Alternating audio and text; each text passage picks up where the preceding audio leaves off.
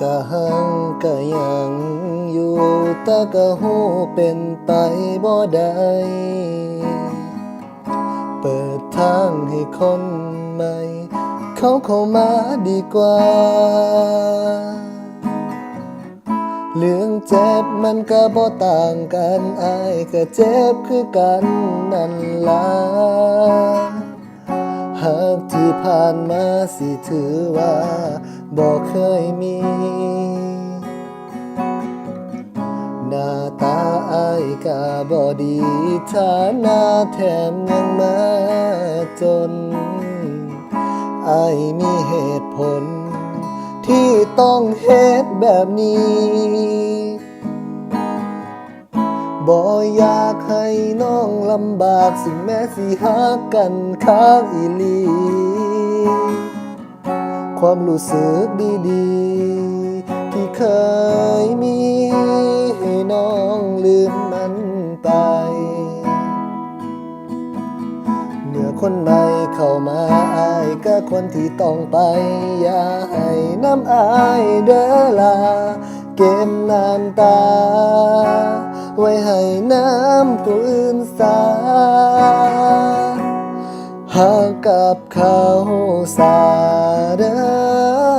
ให้ไปเจอคนที่ดีกว่าอ้ายสิยอมเสียสละสิบ่ว่าบ่เขียนเลยน้อ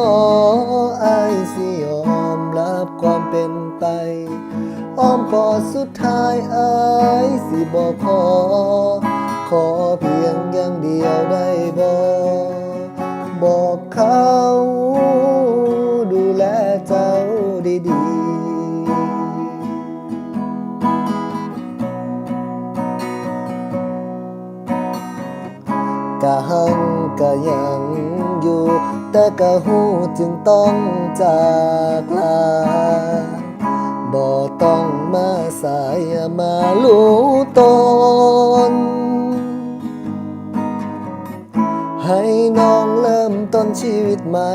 กับฮักสดใสคือฟ้าหลังฝนฮักกันโดนจากคนที่กำลังเป็นแฟนเก่าเมื่อคนใหม่เข้ามาอ้ายก็คนที่ต้องตายอย่าให้น้ำอ้ายเด้อลาเก็บน้ำตาไว้ให้น้ำผู้อื่นสาหากกับเขาสาเด้อให้ไปเจอคนที่ดีกว่าอ้ายสิยอมเสียสละสิบ่ว่าบ่เขียนเลยน้ออ้ายสิยอมรับความเป็นไปอ้อมกอดสุดท้ายอ้ายสิบ่ขอเพียงอย่างเดียวได้บ่บอกเขาดูแลเจ้าดีๆนับจากวันนี้